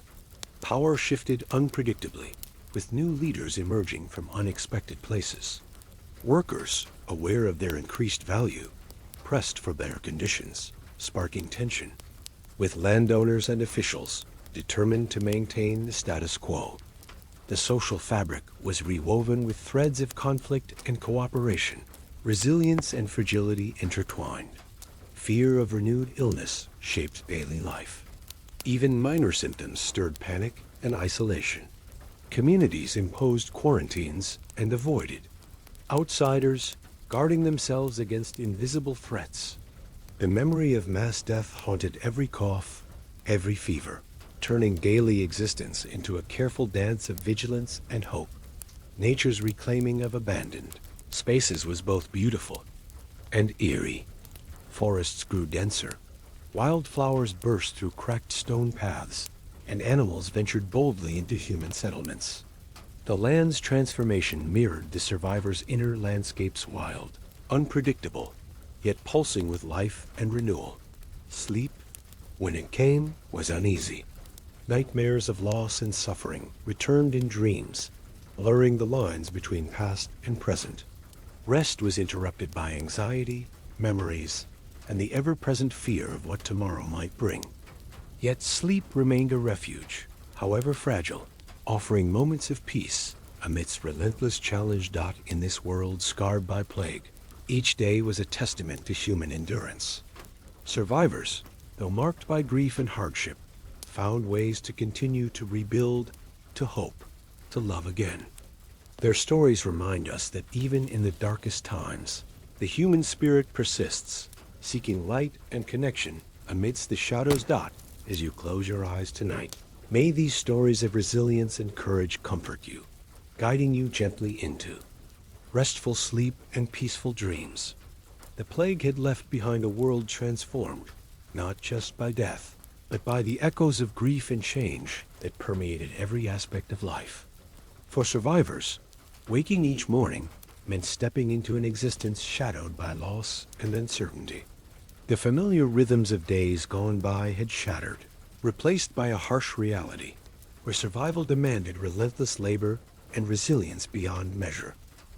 Your home, once filled with warmth and laughter, now held the silence of absence. Rooms echoed with memories, shadows of those who had vanished lingering in every corner. The hearth, cold and dark, was a stark reminder of the family dinners and stories that no longer gathered around it. Each object within your home bore silent witness to the lives uprooted worn textiles, cracked pottery, faded pictures, remnants of a world forever changed. Stepping outside, you faced the somber landscape of your village. Streets that had once thrummed with life were quiet, punctuated by the occasional murmur of cautious voices or the soft footsteps of solitary figures. Gardens lay untended, their boundaries blurred by encroaching weeds and wild plants. Fields, once the pride of the community, stood fallow, awaiting hands to coax life back into the earth. The days were filled with endless toil, with so many lost. The burden of maintaining farms, tending animals, and repairing homes fell heavily upon you. Your body bore the marks of constant labor-calloused hands, aching muscles, and a weariness that sleep seldom alleviated. Each task was performed against the backdrop of grief, the weight of absence pressing heavily with every step. Food remained scarce, a shadow over every meal. What little was harvested or traded was carefully rationed among survivors. Hunger was a constant companion, dull and persistent, sapping energy and spirit alike. Bread was often stale and hard, meat a rare luxury, and vegetables scant and seasonal. Sharing was essential, but fraught, each act of generosity balanced against the chinkatev. Instinct to survive dot social bonds, once strong and unbreakable, had frayed. Fear and suspicion took root, as communities struggled to protect themselves from illness and loss. Trust became a fragile thread, stretched thin by trauma and uncertainty. Isolation grew common, loneliness deepened, and the comfort of companionship was often shadowed by caution. Children, robbed of innocence, grew quickly into roles shaped by necessity. Many were orphaned or separated from family, forced into caretaking and labor far beyond their years. Their laughter was rare, replaced by a solemnity that marked their days. Education and guidance were limited, replaced by the urgent demands of survival. Faith, both challenged and sustained, remained a central thread in daily life. Religious rituals and prayers offered moments of solace, yet also revealed deep questions and doubts. Clergy, few and burdened, struggled to guide a community searching for meaning amid loss. Churches, though damaged and understaffed, remained places of refuge and hope. Economic hardship was severe. Markets were smaller, goods scarcer, and prices higher. Skilled labor was in short supply, limiting production and trade. Poverty deepened, and social tensions simmered beneath the surface, occasionally erupting in conflict or protest. Governance was uncertain. With many leaders lost, communities navigated shifting power dynamics. New leaders emerged, social orders rearranged, and old hierarchies questioned. Negotiations and disputes over land, resources, and rights became common, shaping a new social landscape. Fear of illness lingered. Each cough or fever sparked anxiety, isolation, and renewed vigilance. Survivors lived with the constant tension between hope and dread, their lives shaped by memories of devastation and the desire for healing. Nature reclaimed abandoned spaces. Forests grew dense, wildflowers bloomed where crops had failed, and animals ventured into quiet villages. The land mirrored the transformation within survivors, a landscape of loss, resilience, and renewal. Sleep, when found, was restless and haunted. Nightmares of loss and suffering disturbed dreams. Rest was precious yet fragile, a fleeting refuge from waking challenges. Amid hardship, resilience blossomed. Communities slowly rebuilt, fields replanted, homes repaired, and traditions revived. Shared grief fostered new bonds, and hope took root in small acts of courage and kindness. As you drift into sleep, remember the strength and endurance of those who lived through such times. Their stories remind us that even in darkness, the human spirit endures, quietly guiding us toward renewal. The years that followed the plague were long and arduous, marked not only by the memory of death, but by the fierce, unyielding will to live that simmered in the hearts of those who survived. The world that emerged was forever changed, a landscape, both physical and emotional, transformed by loss, resilience, and slow, painstaking recovery. Each dawn brought with it the weight of survival. You rose from your straw-stuffed bed, the thin light filtering through tattered curtains into a room that had seen better days. The air was thick with the sense of wood smoke, Damp earth and faint traces of herbs burned in the hearth. A small comfort against the chill that seeped through stone walls. Your body, weary from years of labor, still responded to the day's demands. Tending the fields, caring for livestock, mending broken tools, preparing food that was often scarce and simple.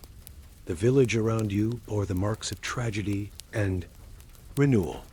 Houses once abandoned now showed signs of repair, gardens cautiously reclaimed, and fields slowly coaxed back to life. Yet the ghosts of the past lingered in empty chairs and silent streets, in the vacant places where laughter once lived. The collective memory of loss was etched into the very soil, a solemn undercurrent beneath the surface of everyday life. Food remained a precious resource. Scarcity shaped every meal and every trade. Bread, coarse and dense, was the staple, accompanied, when possible, by small portions of vegetables or preserved fruit. Meat was a luxury, seldom seen except during festivals or special occasions. Hunger was a shadow that crept into every home. Knowing its strength and spirit alike, social bonds, tested and frayed, slowly began to mend. Trust returned incrementally, woven through shared hardships and mutual support. Communities gathered once more for celebrations, worship, and work, though the joy was tempered by remembrance and caution. The fear of illness persisted, guiding interactions and shaping behavior, but human connection proved resilient. Children who had endured loss grew into the new fabric of society, their childhoods shaped by both sorrow and hope. They learned skills necessary for survival and stewardship, carried stories of those lost, and dreamed quietly of futures they hoped to shape differently. Their laughter, when it came, was a balm, a sign of life's enduring promise. Faith, battered but enduring, remained a beacon. Religious ceremonies returned, offering moments of peace and reflection. Questions of divine justice and mercy were met with renewed prayers and acts of devotion. The church, rebuilding alongside the community, provided structure and solace, anchoring lives amid uncertainty. Economic recovery, though slow, was steady. Markets filled once more. Artisans crafted goods with renewed purpose, and trade routes reopened cautiously. The distribution of wealth remained uneven. Tensions simmered beneath the surface, but commerce and craft breathed life back into the region. Governance adapted to new realities. Power shifted. New leaders emerged from unexpected quarters, and traditional hierarchies adjusted to changed circumstances. Negotiations and compromises shaped the social landscape, balancing continuity and change. The natural world, once chaotic in plague's absence, settled into new rhythms. Fields were tended, forests managed, rivers fished. Nature and humanity found a fragile equilibrium, each shaping the other in cycles of growth and decay. Sleep, though still occasionally disturbed by dreams of past horrors, came more easily. Rest became a refuge, a necessary balm for bodies and minds scarred by years of struggle. As you close your eyes now, allow the stories of these survivors to remind you of resilience, the quiet, persistent strength of human spirit to endure, rebuild, and hope. Even after profound darkness, life continues, steady and unwavering. The long shadow of the plague stretched far beyond the immediate devastation it wrought. For those who survived, life was no longer simply about existing. It was about confronting a new reality, one shaped by loss, resilience, and the slow, fragile process of healing.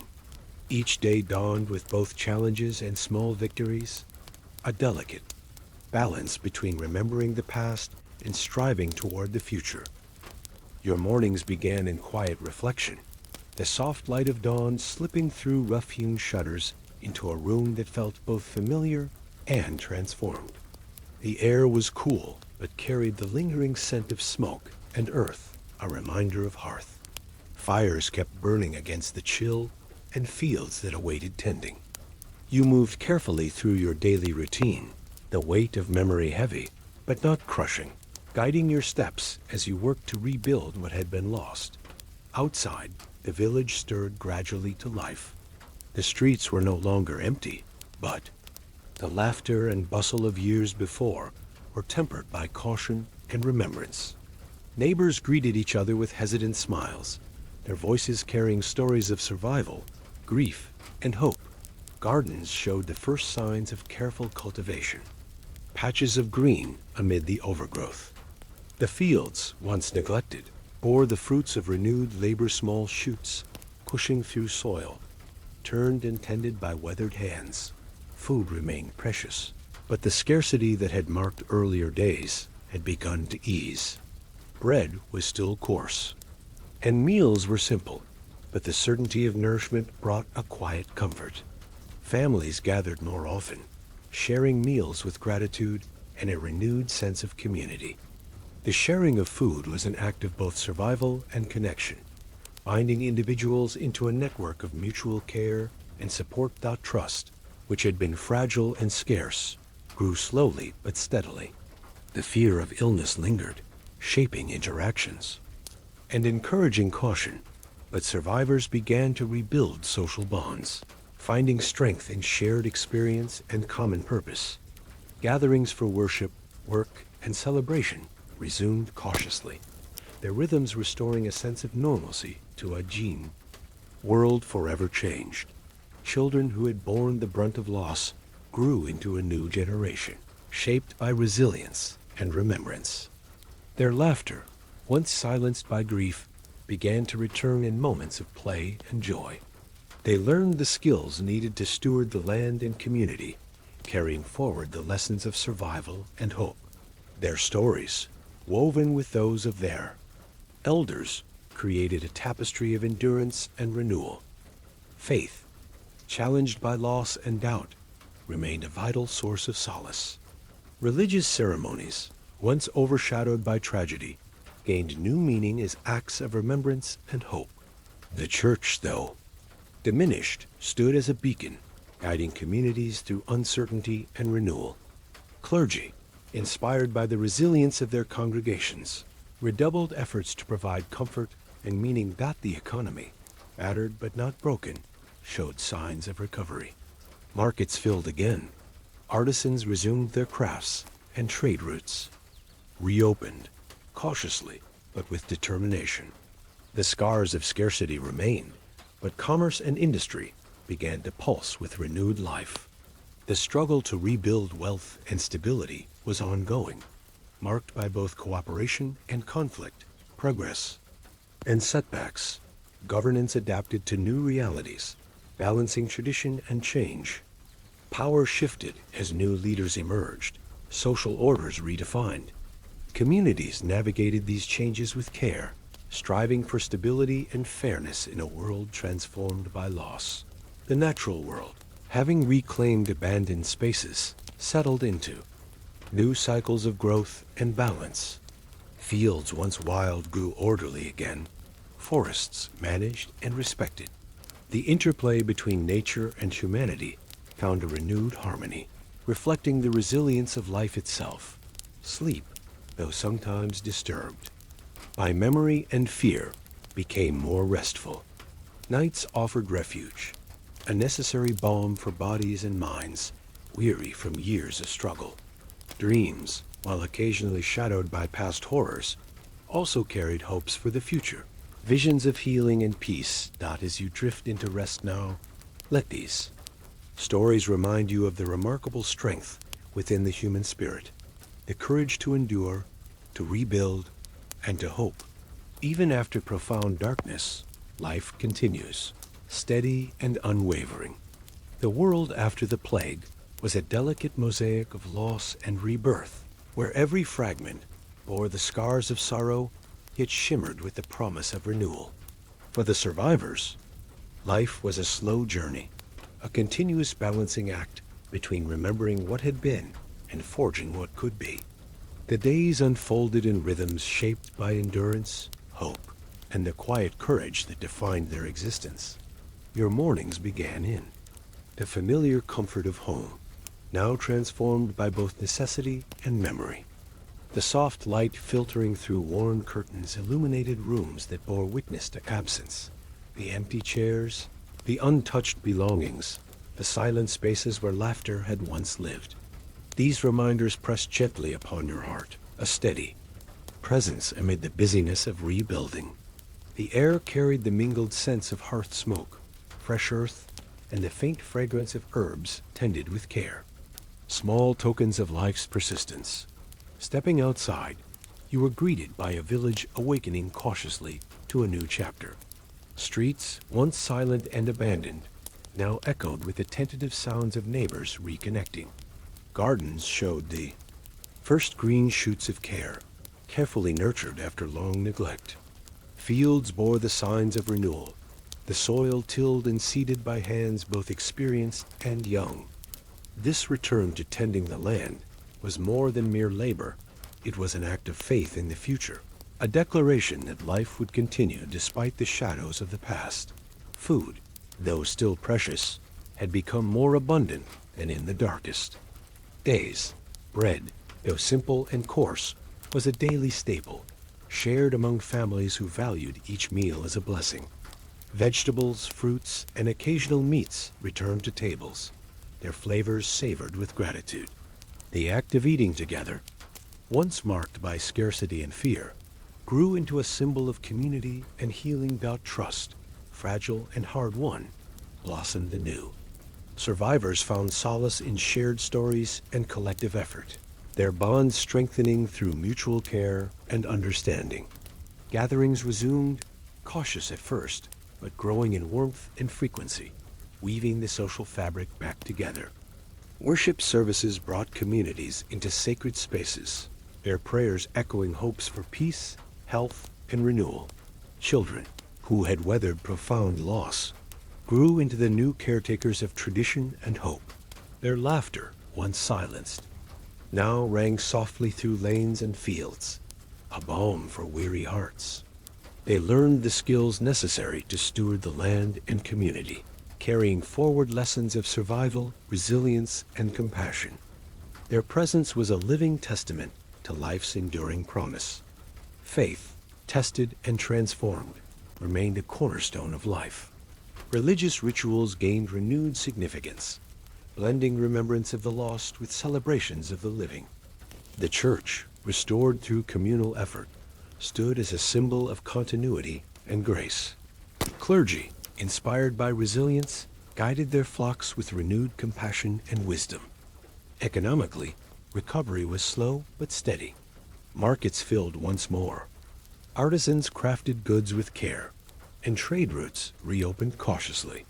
The scars of scarcity lingered, yet the pulse of commerce quickened.